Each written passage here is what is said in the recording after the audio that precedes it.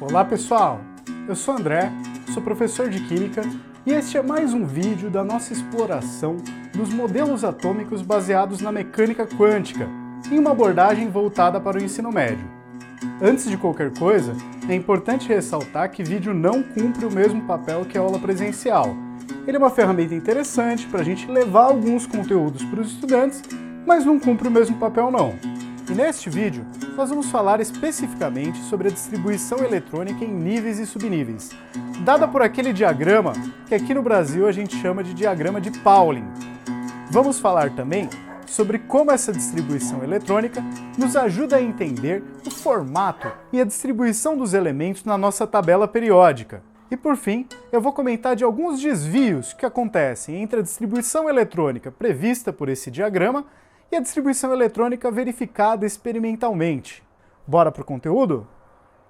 E no nosso vídeo anterior, nós discutimos a interpretação ondulatória do elétron através da mecânica quântica e verificamos como essa nova interpretação do mundo microscópico contribuiu para uma reformulação da nossa visão sobre o átomo. A partir da mecânica quântica, o elétron passa a ser interpretado como uma onda de matéria. E nós já não podemos dizer que ele está localizado, mas sim que existem regiões no espaço com a probabilidade de se encontrar determinado elétron. E esse elétron, distribuído pelo espaço como uma onda da matéria, é representado pelos chamados orbitais atômicos. Mas uma das principais aplicações práticas dessa teoria, que nós podemos utilizar inclusive no ensino médio, é a chamada distribuição dos elétrons em níveis e subníveis de energia, através daquilo que aqui no nosso país é conhecido como diagrama de Linus-Pauling, mas que em outros países do mundo, especialmente aqueles de língua francesa e russa, é conhecido como diagrama de Kleshkovsky, ou em outros países ainda, como diagrama de Madelung. E o papel desses dois cientistas, que justifica que seus nomes sejam associados a essa distribuição dos elétrons, nós vamos ver logo adiante neste vídeo. E este diagrama nos dá uma regra de memorização bastante prática, para que a gente possa lembrar os níveis e subníveis de energia ocupados por determinados elétrons nos mais diversos átomos, o que pode nos ajudar a entender uma série de aspectos das propriedades químicas dos elementos, ou como nós daremos mais atenção aqui nesse vídeo, da posição de cada elemento na tabela periódica. E você pode encontrar por aí na internet uma série de materiais discutindo se esse diagrama deveria ou não ser chamado de diagrama de Pauling, como a gente costuma fazer aqui no Brasil. De fato, como a gente pode ver no vídeo do Universidade da Química, que eu vou deixar o link aqui para vocês, o Linus Pauling nunca fez um diagrama para memorizar a ordem de preenchimento dos níveis e subníveis de energia. Na verdade, quem fez isso foi o Paul Fang. E o diagrama dele, se a gente olhar bem, é bem parecido com aquele que a gente usa até hoje, só que de ponta cabeça. E eu já estava até pensando há algum tempo em fazer um vídeo para, na verdade, mostrar que o Linus Pauling fez sim alguma coisa parecida com o diagrama de distribuição eletrônica que a gente usa, que vai aparecer na figura aqui do lado, lá no seu livro sobre Química Geral. Mas aí depois eu percebi que o próprio Universidade da Química já tinha feito um vídeo dando esse crédito para o Pauling. De fato, o que o Pauling estava preocupado não era em criar um truque para a gente conseguir memorizar a ordem dos subníveis de energia. O que ele queria, na verdade, era sistematizar, organizar esses níveis e subníveis em ordem de energia. Só que se a gente olhar com bastante atenção, prestar atenção nos detalhes, a gente vai ver que esse diagrama que o Pauling realmente fez tem muito a ver, tem muita semelhança com o diagrama de distribuição eletrônica que a gente usa, também de ponta cabeça.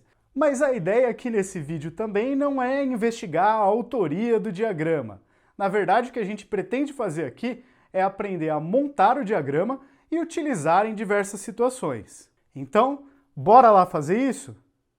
E se a gente quer montar o diagrama de distribuição dos elétrons em níveis e subníveis, a primeira coisa que a gente precisa saber é quais são esses níveis e subníveis que os elétrons eventualmente podem ocupar. E como eu já disse no nosso vídeo sobre o modelo mecânico quântico para o átomo, resolver em detalhes as funções de onda que representam os elétrons no átomo de acordo com a mecânica quântica é uma tarefa um tanto quanto trabalhosa e que exige recursos matemáticos que não cabe a nós aqui no ensino médio. Porém, Como resultado desses problemas matemáticos, nós temos que os elétrons podem ocupar determinados estados, ou níveis e subníveis de energia, que são representados por um conjunto de números que nós chamamos de números quânticos. Um número quântico principal, que dá o nível, a camada onde realmente estão aqueles elétrons, e que pode ser algum dos inteiros positivos, 1, 2, 3 e assim por diante. Um número quântico que dá a forma da distribuição espacial daqueles elétrons, e que se ele for 0,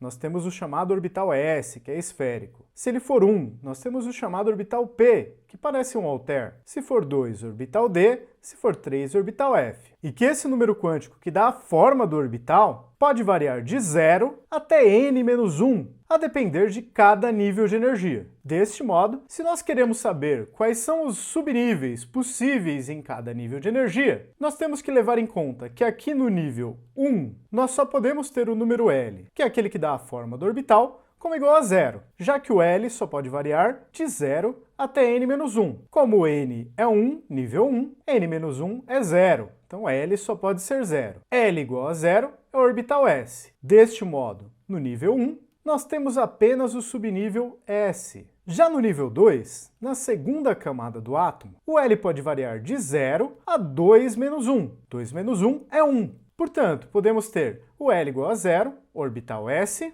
e o L igual a 1, orbital P. Logo, a camada número 2 pode ter subnível S e subnível P. Seguindo adiante para a camada número 3, se o N é igual a 3 e o L vai de 0 a n-1, o L vai de 0 até 2, podendo ser, portanto, S, que é L igual a 0, P, que é L igual a 1, e D, que é L igual a 2. Seguindo o mesmo raciocínio para a quarta camada, o nível 4, com N igual a 4, como L varia de 0 a n-1, 4 menos 1, 3, nós podemos ter S, que é L igual a 0, P, que é L igual a 1, D, que é L igual a 2, e F, que é L igual a 3. E a princípio a gente poderia seguir fazendo assim para cada nível que a gente vai crescendo. Se eu vou para o nível 5, o L pode variar de 0 até 4, n-1, sendo S, P, D, F, e a partir do F normalmente se segue a ordem alfabética. A gente colocaria aqui o G. No nível 6 temos 6S, 6P,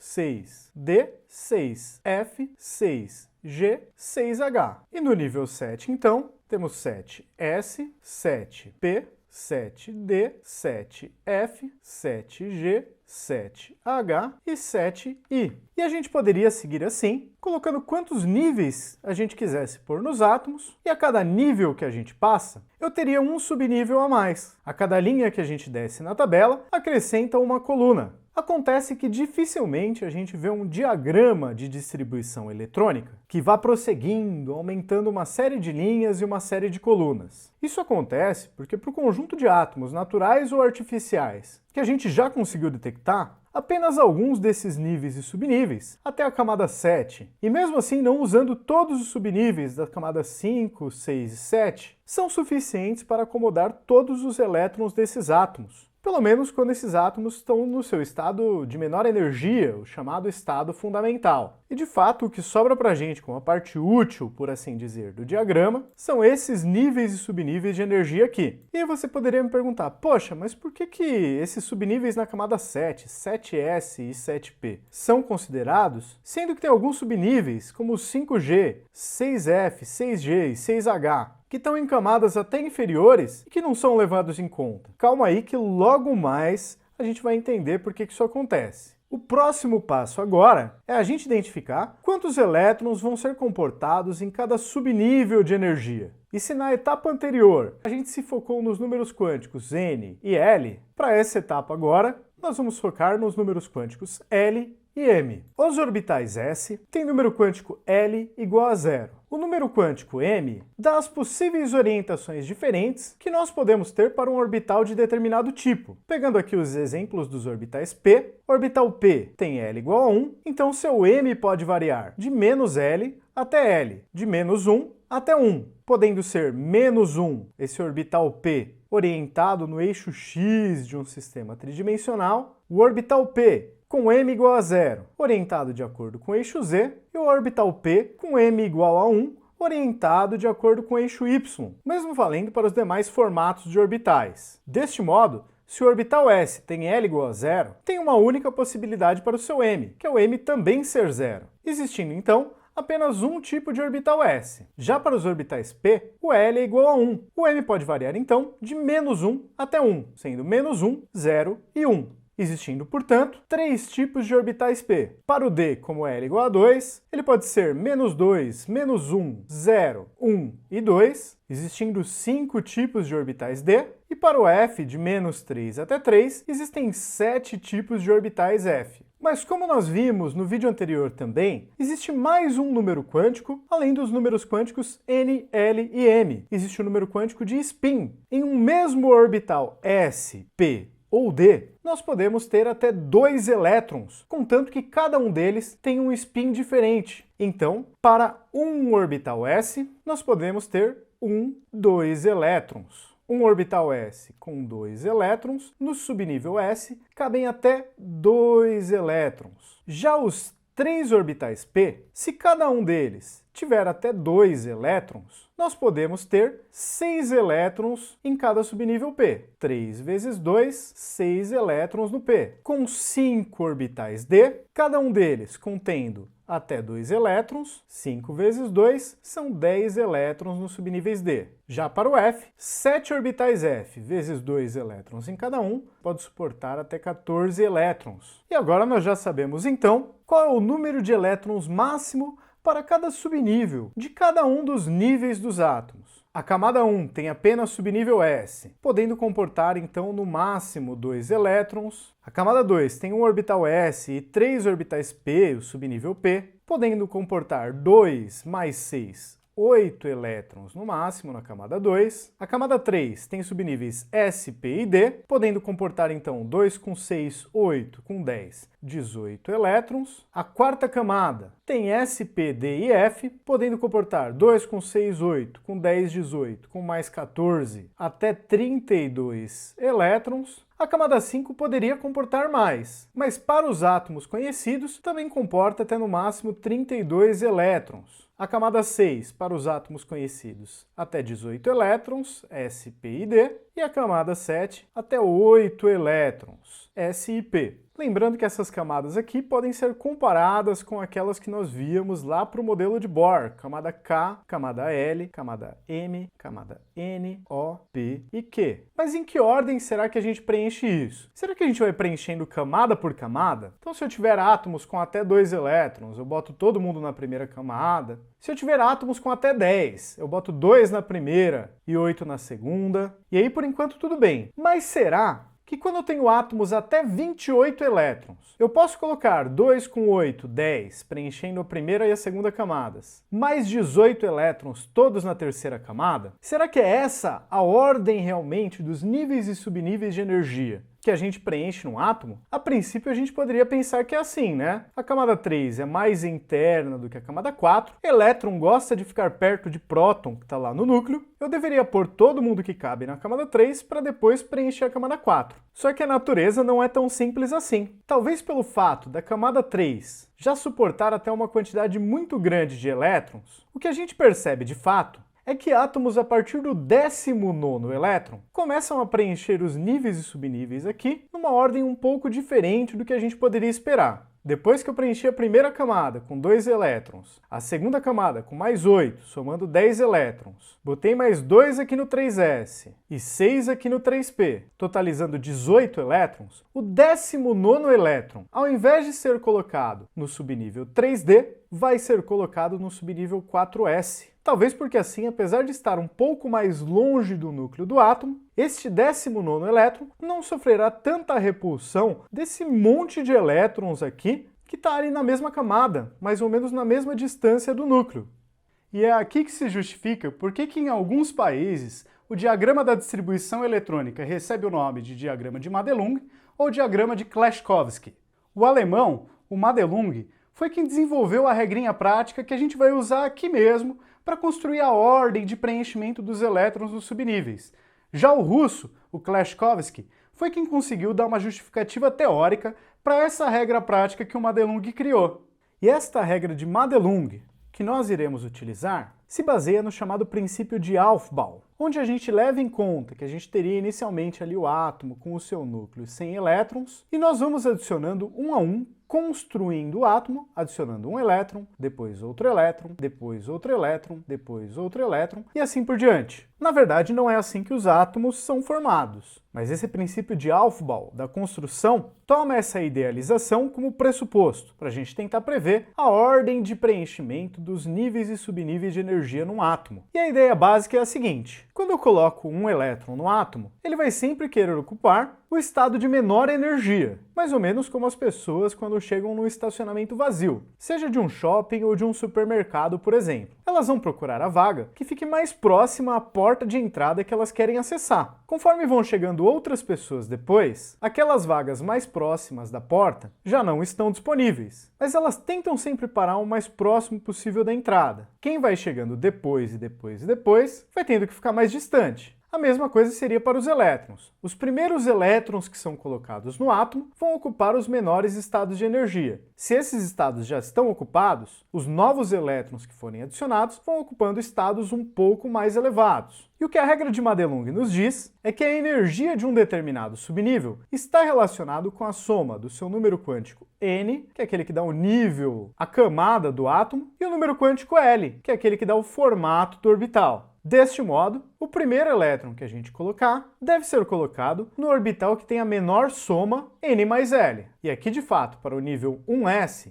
o n dele é 1 e o L dele é 0. 1 mais 0 dá 1. O 1s é realmente o orbital que é preenchido primeiro. Então, se o átomo tiver até 2 elétrons, eu coloco esses 2 elétrons no subnível 1s. O 2s tem n igual a 2 e L igual a 0. 2 mais 0 dá 2. Então, o segundo subnível a ser preenchido, para átomos com até 4 elétrons, é o subnível 2s. E aqui eu começo a ter um probleminha, que é o seguinte: o subnível 2p tem n igual a 2 e L igual a 1, 2 mais 1 igual a 3, e o subnível 3s tem n igual a 3 e L igual a 0. A soma também dá 3. Entre o 2p e o 3s, deu empate na primeira regra de Madelung. Mas felizmente o Madelung também tem uma regra de desempate. Se a soma n mais L for igual, como acontece para o 2p e para o 3s, vão ser preenchidos primeiro aqueles subníveis onde o n, o número da camada, é menor. E entre o 2p e o 3s,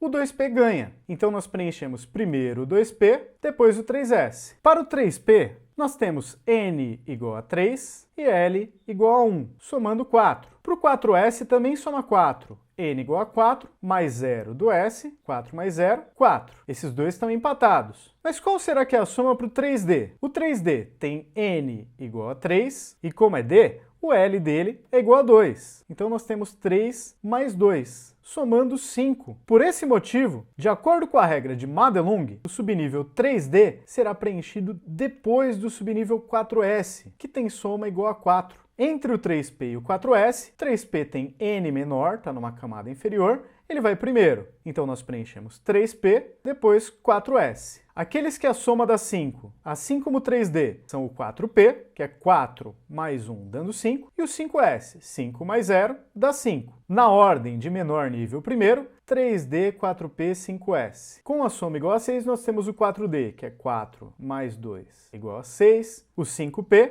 que é 5 mais 1, e o 6s, que é 6 mais 0. Na ordem do menor nível, 4D, 5p, 6s. Para a soma igual a 7, 4f, 5d, 6p, 7s. E para a soma igual a 8, 5f, 6d, 7p. E aqui a gente já pode perceber que por que a camada 5, embora pudesse ter também um subnível 5G, a camada 6, embora possa ter o 6f, o 6g e o 6h, e a camada 7, que pode ter o 7D, 7F, 7G, 7H e 7I, por que esses subníveis aqui, que às vezes estão até em camadas mais internas, como na camada 5 ou na camada 6, demoram para ser preenchidos e de fato não são preenchidos por nenhum átomo no estado fundamental daqueles que nós conhecemos? Porque a ordem para o preenchimento, ao invés de ser simplesmente preenche uma camada completa para depois ir para outra camada, vai na verdade seguindo aqui as diagonais nesse diagrama, de acordo com a regra de Madelung. Preenche primeiro o menor n mais L e caso tenha empate, dentre os empatados, aquele com o menor n, que esteja na camada mais interna.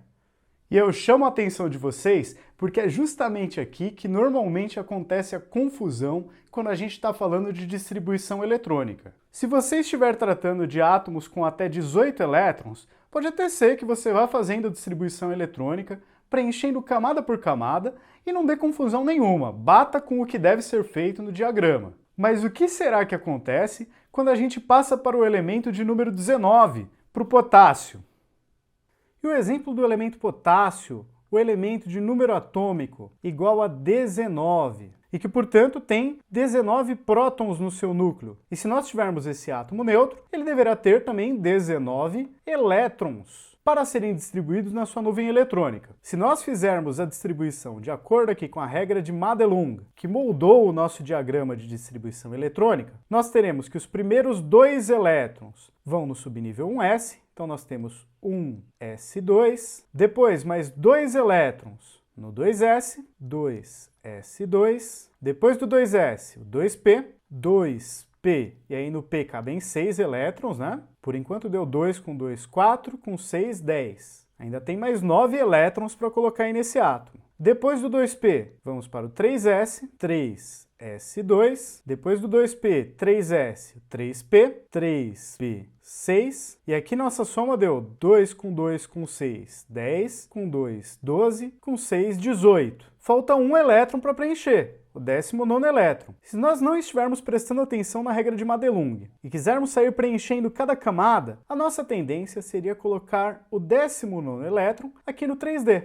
Mas o subnível 3D tem N mais L igual a 5, enquanto o 4s tem N mais L igual a 4. Pela regra de Madelung, o 4s vem primeiro. Então depois do 3p, o último elétron que faltava vai para o 4s1. Reparem aqui em duas coisas. Embora o subnível 4s esteja numa camada mais externa do que o 3D, ele é preenchido primeiro, pois a sua soma de N mais L é menor do que a soma de N mais L do 3D. Um outro fato importante, o potássio tem apenas 19 elétrons e não 20. Deste modo, embora no subnível 4s caibam até 2 elétrons, nós não vamos colocar 2 elétrons aqui, já que 2 com 6 dá 10, 2 com 6 dá 8, 18, com 1, 19, já são todos os elétrons que o elemento potássio tem. Se eu colocasse 20 elétrons, eu estaria colocando um elétron a mais do que tem nesse átomo. Então eu estaria fazendo a distribuição eletrônica de algum outro elemento ou de alguma outra espécie química. Os subníveis só são preenchidos até que sejam completados os elétrons que você queira distribuir. Se eu tivesse o elemento cálcio com um número atômico igual a 20, aí sim, o átomo de cálcio tem 20 prótons no seu núcleo. Se ele for um átomo neutro, vai ter 20 elétrons também na sua nuvem eletrônica. A distribuição eletrônica ficaria 1s2, 2s2, 2p6, 3s2, 3p6, 4s2. Novamente, com o 4s sendo preenchido antes do 3D, mas agora com o subnível 4s ficando completo, com 2 elétrons ali. Então, recapitulando, para a gente montar o diagrama de distribuição eletrônica e saber a sua ordem, nós devemos saber que o nível 1 só tem um subnível, só o subnível S, o nível 2 tem 2 subníveis, o nível 3 até 3 subníveis, nível 4 até 4 subníveis, e assim por diante. Conforme eu desço na tabela, eu aumento uma coluna. Mesmo que alguns desses subníveis não vão ser utilizados, não tem problema nenhum escrever eles aqui. Você pode fazer porque é mais fácil lembrar que cada linha que você pula, você vai aumentando uma coluna. Depois, a gente precisa lembrar quantos elétrons cabem em cada subnível. Existe apenas um tipo de orbital s, que é com m igual a 0. Cada orbital cabe em 2 elétrons, então subnível s cabem até 2 elétrons. Existem 3 tipos de orbital p, com L menos 1, 0 e 1, 2 elétrons em cada orbital. No p cabem até 6. Existem 5 orbitais d, menos 2, menos 1, 0, 1 e 2, 2 elétrons em cada orbital. D vai até 10. Existem 7 orbitais F para cada nível, 7 vezes 2, 14 elétrons no subnível F. S2, P6, D10, F14. E por fim, a ordem da distribuição propriamente dita. Sempre começamos pela menor soma N mais L, onde N é o número da camada e L é a forma do orbital, S0, P1, D2, F3. Mas se você quiser guardar por memorização visual, lembre que a gente vai sempre pegando as diagonais aqui. Ao invés de seguir linha por linha, a gente vai pegando as diagonais. Bom, Aprender a montar o diagrama e fazer a distribuição eletrônica dos elementos é a tarefa fundamental aqui desse vídeo. Mas eu vou aproveitar também para a gente pensar um pouco sobre o que dá para fazer com isso. De que me serve conhecer a distribuição eletrônica de um determinado elemento? E entender a distribuição eletrônica de um dado elemento químico, dentre diversas outras aplicações que não cabem a gente aprofundar aqui, serve também para a gente ter uma visão mais aprofundada, mais detalhada da nossa tabela periódica e do porquê que cada elemento ocupa um espaço tão particular nessa tabela. E eu vou começar aqui tratando da família dos gases nobres, que é aquela última coluna da nossa tabela periódica. E esses elementos são hélio, neônio, argônio, criptônio, xenônio, radônio e o nonóctio, onde esse nome genérico vem de 118, mas que atualmente tem sido chamado, na verdade, de oganessônio, recebendo então um nome mais específico para esse elemento. Para esses elementos, nós temos os números atômicos: 2 para o hélio, 10 para o neônio, 18 para o argônio, 36 para o criptônio, 54 para o xenônio, 86 para o radônio e 118 para o oganessônio. Esses números atômicos correspondem ao número de prótons presentes no núcleo desses elementos. Se nós quisermos fazer a distribuição eletrônica desses átomos neutros, sem formar cátions e nem ânions, o número de elétrons é igual ao número de prótons, sendo, portanto, 2 para o hélio, 10 para o neônio, 18 para o argônio, 36 para o criptônio, 54, 86 e 118 para os demais elementos. Se nós pegarmos aqui para fazer a distribuição eletrônica para esses elementos, nós temos para o hélio 1s2. Aí tá moleza, né? Só 2 elétrons. Para o neônio, que tem 10 elétrons para serem distribuídos, 1s2, 2s2, 2p6. 2s2, 2p6. Para o argônio, que nós temos 18, temos 2, 4, com 6, 10, com 2, 12, com mais 6 aqui, 18. Argônio fica 1s2, 2s2, 2p6, 3s2, 3p6. Para o criptônio já passou do 19º elétron, né? Então já começa a embolar um pouco o meio de campo. A gente tem que prestar atenção ali no diagrama de distribuição eletrônica. O comecinho é igual, eu sempre posso copiar de um elemento anterior: 1s2, 2s2, 2p6, 3s2, 3p6, até aqui dava os 18 que o argônio tinha. Depois do 3p6, a gente não vai para o 3d, a gente vai para o 4s, seguindo as diagonais aqui, 4s2. Depois do 4s, aí sim o 3d, 3d10. E por enquanto nós temos aqui 10, 20, 30, faltam só 6, né? Então depois do 3d10, 4p6, 4p6. E se você quiser fazer a distribuição dos demais, do xenônio, do radônio e do oganessônio, fique à vontade, pausa aí o vídeo que logo logo eu vou apresentar ela aqui completa para vocês. Feitas as distribuições eletrônicas de todos os elementos aqui da mesma família, vale a pena a gente identificar o que eles têm em comum. E uma coisa legal da gente identificar é que todos os elementos aqui dessa mesma família, com exceção do hélio, terminam a sua distribuição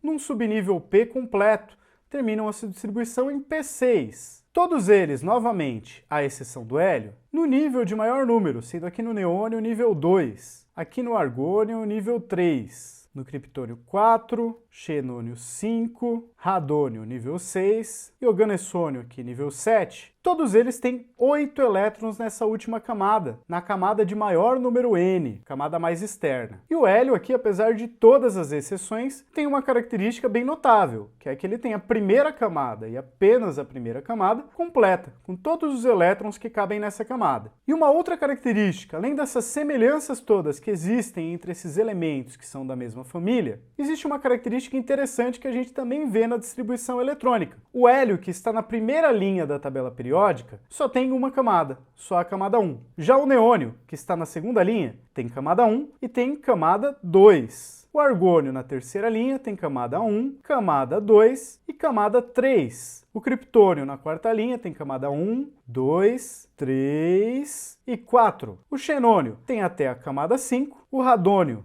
tem até a camada 6. E o oganessônio, ou o nonóctio, tem camada 7 também. Então, o número de níveis que que cada elemento tem, na sua distribuição eletrônica, o maior valor de N que ele atinge corresponde a qual linha esse elemento está na tabela periódica. Uma camada, primeira linha, duas camadas, segunda linha, 7 camadas, sétima linha. Então, se pelo final da distribuição eletrônica a gente identifica que os elementos da mesma família têm um finalzinho igual, e portanto a gente poderia identificar também em que coluna um elemento está na tabela periódica, pela sua distribuição eletrônica, simplesmente sabendo quantos elétrons e quantos prótons ele tem, pelo número de camadas que aparecem aqui, a gente pode identificar em que linha ele está também. Aqui eu deixo em destaque a camada mais externa de cada um deles, a exceção do hélio. Também tem uma camada completa. Todos eles têm 8 elétrons na camada com maior número N e terminam sua distribuição em P6, e essa é uma característica comum da família dos gases nobres. E a chamada camada de valência, que é a camada mais externa de um determinado átomo, aquela com maior número N, que nesse caso aqui bate, mas não necessariamente é assim como a gente vai ver no caso de outros elementos. Não precisa ser o último subnível preenchido na distribuição eletrônica. É essa camada de valência, a camada mais externa, que determina o comportamento químico de um átomo. Então, como é que esse átomo tende a reagir quimicamente? Ele tende a formar cátions, tende a formar ânions, tende a perder elétrons, ganhar elétrons. Normalmente é nessa camada que os elétrons são retirados ou inseridos. E é ela a principal responsável pela maioria das ligações químicas. Já era de se esperar, como a gente vê aqui pela distribuição eletrônica, que átomos de uma mesma família, que têm comportamento químico semelhante, têm o final da sua distribuição eletrônica, a sua camada de valência, com algumas características bem parecidas, bem semelhantes. E no caso aqui dos gases nobres, são elementos que têm uma tendência muito baixa a participar de reações químicas, ou mesmo a formar compostos, ou até ligações químicas entre eles e eles mesmos. Normalmente, os gases nobres são encontrados como átomos isolados, não ligados a outros átomos, o que se explica também pela sua distribuição eletrônica. Todos eles já têm 8 elétrons na sua camada de valência, na sua camada mais externa, não tendo uma tendência nem a ganhar, nem a perder elétrons, nem a formar ligações para que possam ter mais ou menos elétrons ali na camada de valência. Com 8 tá bom. Já para pegar um outro exemplo um pouco diferente, vamos olhar aqui a família dos chamados metais alcalinos, onde o hidrogênio é um membro um pouco diferente da família. Os elementos nessa primeira coluna da tabela periódica têm número atômico igual a 1, 3, 11, 19, 37, 55 e 87. Se o número atômico representa o número de prótons, o número de elétrons no átomo neutro para o hidrogênio é igual a 1, para o lítio é 3, para o sódio 11, potássio 19, rubídio 37, césio 55 e frâncio 87 elétrons. A distribuição eletrônica do potássio eu já fiz aqui nesse vídeo. Então vamos pegar, por exemplo, aqui a do rubídio. Com 37 elétrons para serem distribuídos, nós temos 1s2, 2s2, 2p6, 3s2, 3p6, 4s2, 3d10, e aqui já deu 10, 20, 30. Depois do 3d10, nós temos o 4p e o 5s. 4p6, 5s1. E uma característica que nós vemos aqui no rubídio é que ele tem os níveis até o nível 5, e ele está na linha 1, 2, 3, 4, 5. Então manteve aquele comportamento do número de níveis N que tem o elemento na distribuição corresponder à linha que ele está na tabela periódica, linha 5, 5 níveis. O último subnível preenchido é o 5s1. E esse elemento tem um elétron na camada de valência. E será que os demais elementos da família dele têm um comportamento parecido, de acordo com a sua distribuição eletrônica? E realmente, se nós olharmos aqui para os outros elementos, novamente se repete o padrão do número de linhas corresponder a quantos níveis N vão aparecer aqui. Linha 1, 1 nível, linha 2, 2 níveis, linha 3 vai até o 3, linha 4 até o 4, até o 5, até o 6, até o 7. Todos os elementos dessa família têm o seu nível mais externo, no 1, 2, 3 e assim por diante. Um único elétron, sendo o último subnível preenchido, o subnível S, com esse único elétron. Então todos os membros dessa família terminam em alguma coisa S1 e todos têm um único elétron na sua camada de nível maior, na sua camada mais externa. E uma característica química que é comum a todos os elementos da família dos metais alcalinos, fora o hidrogênio, que não é exatamente um metal, é que eles têm uma tendência muito grande a perder esse um elétronzinho, esse único elétron que eles têm na camada de valência. E se perderem esse único elétron, vão sofrer o processo que nós chamamos de oxidação e vão atingir a configuração do gás nobre anterior a ele. Se nós lembrarmos, o gás nobre da primeira linha da tabela periódica era o hélio. Se o lítio perde esse um elétron, ele fica com a configuração eletrônica igual ao do hélio, 1s2. O gás nobre anterior ao sódio era o neônio. Se o sódio perder um elétron, perder esse elétron da camada de valência, ele fica 1s2, 2s2, 2p6. Configuração eletrônica do gás nobre anterior a ele. E assim por diante para potássio, rubídio, césio e frâncio. Todos esses elementos têm uma tendência enorme a perder esse um elétron e a formar, portanto, um cátion. E um cátion de carga mais 1. O hidrogênio, por sua vez, pode tanto perder esse elétron, como ganhar um outro elétron, atingindo, portanto, a configuração do hélio também, ficando com 1s2, tendo um comportamento, então, um pouco diferente do restante da família. Mas para os demais, essa grande tendência a sofrer oxidação, a perder esse um elétron, formando cátion com carga mais 1, se repete, dando origem aos comportamentos comuns à família dos metais alcalinos, como nós podemos ver no vídeo que eu vou deixar o link aqui para vocês. Aqui a gente vê o que aconteceria se cada um deles perdesse um elétron ou ganhasse, aqui no caso do hidrogênio. Se o hidrogênio perde um elétron, ele fica sem elétron nenhum, formando o cátion H+. Se ele ganha um elétron, ele formaria o ânion H-, o ânion hidreto, 1s2. Para os demais, só tem a tendência a perder mesmo. Perder um elétron, fica com a configuração do hélio. Perder um elétron, fica com a configuração do neônio. Perder um elétron, fica com a configuração do argônio, criptônio, xenônio, radônio, para os demais elementos da família. Então, todos eles, exceto o hidrogênio, que pode perder ou ganhar, têm uma tendência enorme a formar cátions com carga 1 positiva. Para a segunda coluna da tabela periódica, a família dos metais alcalino-terrosos, já é de se esperar que a gente encontre esse mesmo padrão. O número de níveis correspondente à linha, então o berílio está na segunda linha, a gente espera que tenha camada 1 e camada 2, o magnésio na terceira, que tenha 3 camadas, o cálcio 4 camadas, estrôncio 5, bário 6 e rádio 7. E a gente espera que tenha alguma coisa em comum entre eles. Olhando para a distribuição eletrônica, realmente o maior nível bate com qual linha aquele elemento está na tabela periódica. Todos eles têm um subnível S completo com 2 elétrons como final da sua distribuição eletrônica. E além disso, todos eles têm 2 elétrons na sua camada mais externa, na sua camada de valência, característica da família. Este conjunto de elementos também tem características químicas muito semelhantes, também tem uma tendência grande a perder esses apenas 2 elétrons que eles têm na sua camada mais externa, formando cátions de carga 2+, e atingindo também a configuração do gás nobre anterior a eles na tabela periódica. Então o berílio vai ter a configuração eletrônica do hélio, o magnésio do neônio, o cálcio do argônio e assim por diante. Berílio está na segunda linha 2 camadas, magnésio terceira linha 3 camadas, cálcio quarta linha 4 camadas, e o mesmo comportamento que nós vimos para as outras famílias também. Eu vou deixar aqui para vocês um vídeo sobre o comportamento do magnésio, o elemento aqui do terceiro período dessa família, quando submetido à queima, à oxidação, à perda de elétrons, e é um comportamento que a gente vê também nessa família. Todos vão formar cátions com carga 2 positivo. Se eu tiro os 2 elétrons da camada de valência do berílio, ele fica com a distribuição eletrônica do hélio. Se eu tiro os 2 elétrons da camada mais externa do magnésio, ele fica com a distribuição eletrônica do neônio, do cálcio para o argônio, do estrôncio para o criptônio, do bário para o xenônio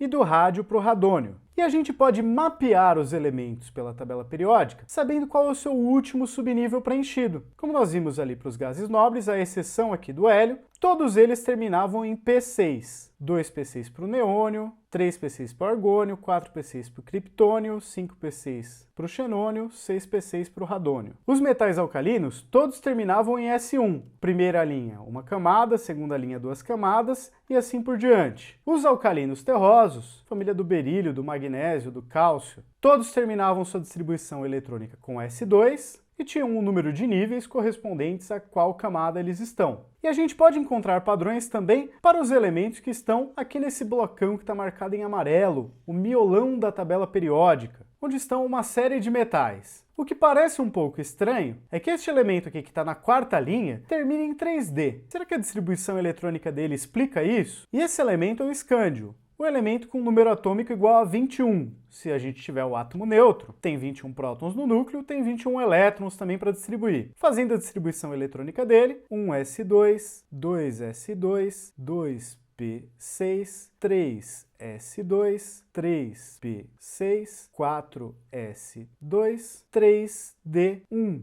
somando 10, 20 e 1 elétrons. Elemento de número 21, distribuição eletrônica feita. A distribuição dele realmente termina em 3d1, mas ele tem 4 camadas. Tem camada 1, camada 2, camada 3 e também a camada 4. E aqui é um exemplo de que não necessariamente o último subnível preenchido corresponde à camada mais externa. A camada mais externa dele aqui é 4, o que justifica ele estar na quarta linha, mas o último subnível preenchido é o D1. E para esse miolão aqui amarelo da tabela periódica, a gente espera que a primeira coluna termine em D1, a segunda coluna termine em D2, a terceira em D3, D4, D5, D6, D7, D8, D9, D10. O subnível D suporta apenas até 10 elétrons. Então a própria distribuição eletrônica é que dá a largura desse fosso dos Ds aqui na tabela periódica. Esse blocão aqui mostrado em verde tem as famílias do boro, do carbono, do nitrogênio, do oxigênio e do flúor. Essa primeira família todo mundo termina em P1, P2, P3, P4, P5. Os elementos aqui nessas tiras, que normalmente aparecem destacadas da tabela periódica, mas que na verdade deveriam estar encaixadas aqui. Só que aí a tabela periódica ia ficar muito comprida, inadequada para você colocar no papel ou mesmo num livro, correspondem aos elementos que vão ter a sua distribuição terminada em F, exceto os últimos deles aqui, que seriam os elementos que deveriam estar embaixo do D1 aqui, que vão terminar a distribuição em D1. Então essa tira deveria estar encaixada aqui, com essa última duplinha embaixo dos D1. E essa tabela abrindo para cá e abrindo para lá para caber essa turma aqui no meio. E desse modo a gente tem um mapa da tabela periódica. Se você fez a distribuição eletrônica de um elemento pelo diagrama que a gente aprendeu pela regra de Madelung, justificada posteriormente pelo Kleshkovsky, e a distribuição do elemento terminou em S1, você já sabe que ele está na primeira coluna. Terminou em S2, segunda coluna. Terminou em D, está nesse miolão aqui. D1, D2, D3, D4, D5 até D10. Terminou em P, está aqui para a direita da tabela periódica. P1, P2, P3, P4, P5, P6. Terminou em F, está nessas colunas destacadas.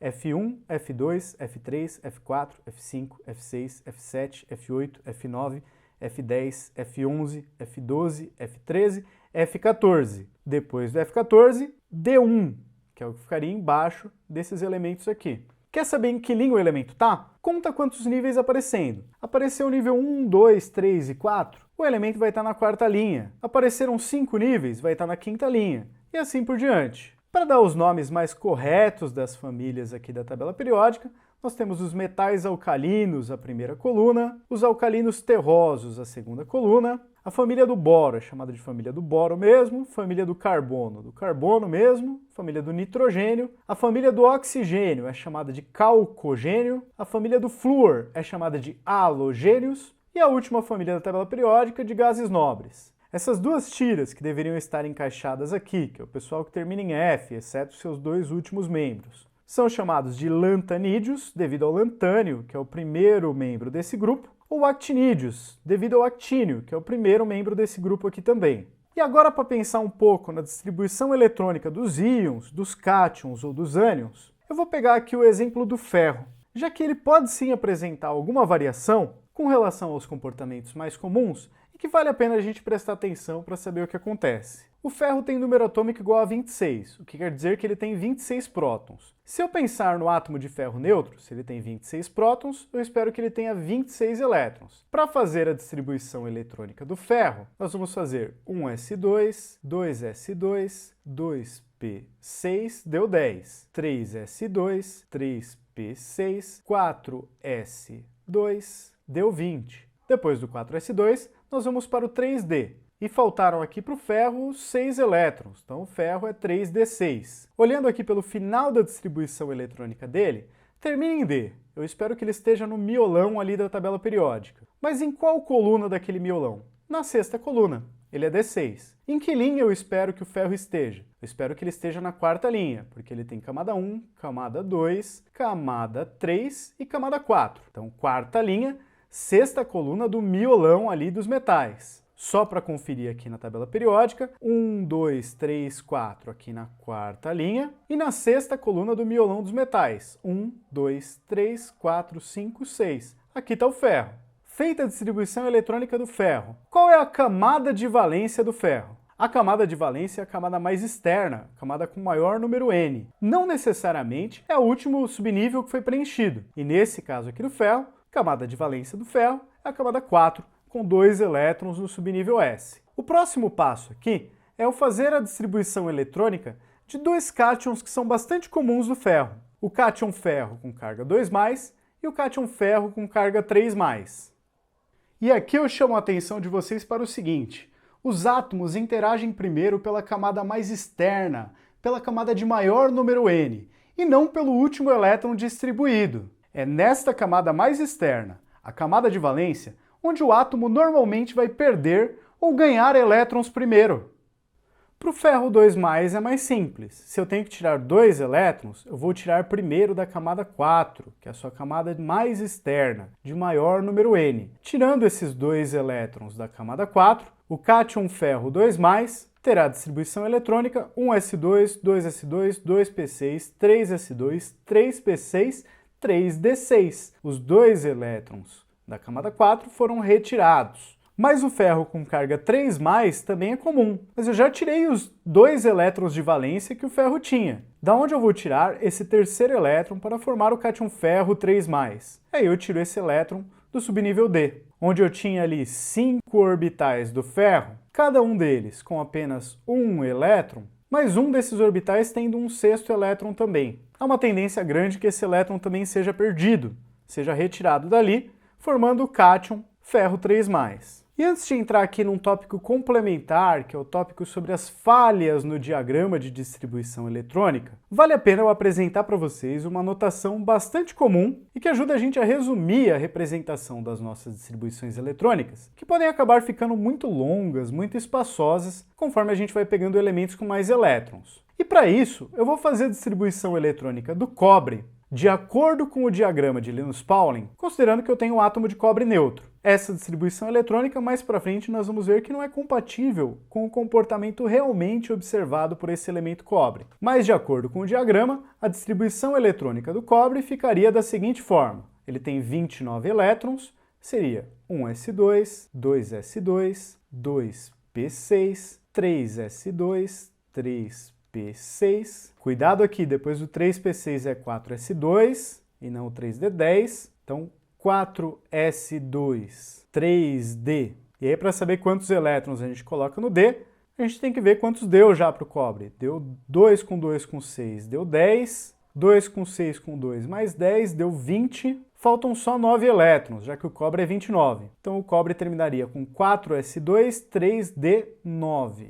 Uma notação sintética que a gente pode fazer é a seguinte: todas as linhas da tabela periódica terminam com um gás nobre. E nós já vimos lá atrás que todos os gases nobres terminam em P6. Para encurtar aqui essa distribuição do cobre, eu posso olhar aqui para este trecho e ver que isso aqui corresponde à distribuição eletrônica do gás nobre argônio, que é o gás nobre que vem antes do cobre na linha anterior da tabela periódica. E eu represento a distribuição eletrônica do cobre de forma resumida, dizendo que é a distribuição eletrônica do argônio e continua com 4s2, 3d9. E se você já entendeu o que rolou até aqui, o básico desse vídeo já foi cumprido. Só para complementar, eu vou comentar aqui sobre alguns desvios que existem entre a distribuição eletrônica prevista pelo diagrama e aquela que é medida experimentalmente.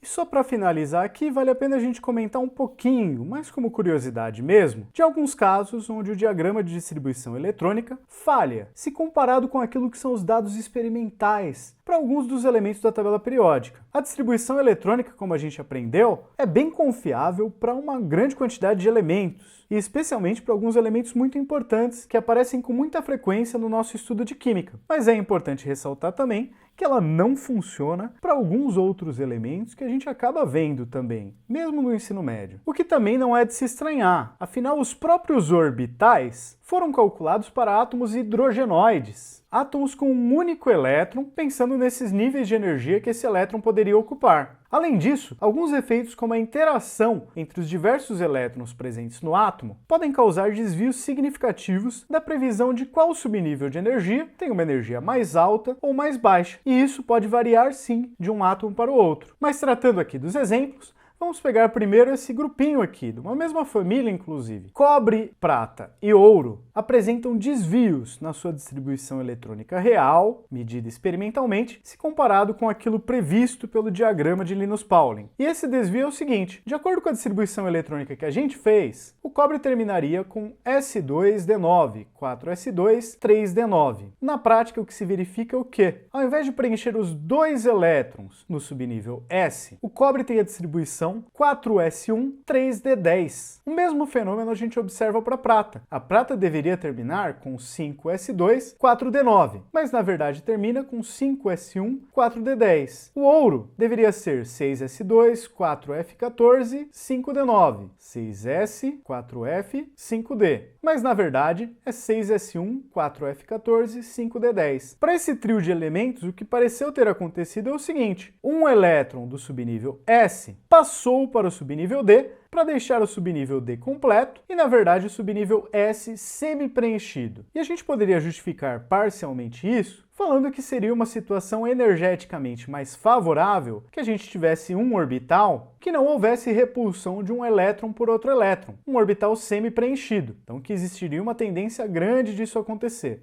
E para esse triozinho de elementos que apresenta esse desvio, o cobre, a prata e o ouro, um truque que eu gosto de lembrar é o seguinte: cobre, prata e ouro são metais nobres. Eles têm uma tendência muito menor do que diversos outros metais a sofrerem oxidação, que seria a perda de elétrons. E por essa distribuição eletrônica, a gente pode ver que parece que esses elementos protegem um elétron, que era para estar na camada mais externa, e vai para uma camada mais interna, num orbital D. E como cobre, prata e ouro são elementos que acabam aparecendo com uma frequência um pouco maior do que os outros que têm desvio, na nossa abordagem aqui do ensino médio, esse truque pode ser uma boa para você lembrar. Cobre, prata e ouro são metais nobres. Eles têm uma tendência menor a perder elétrons do que os outros metais, o que significa que, de uma certa maneira, seus elétrons parecem ter mais protegidos do que o esperado.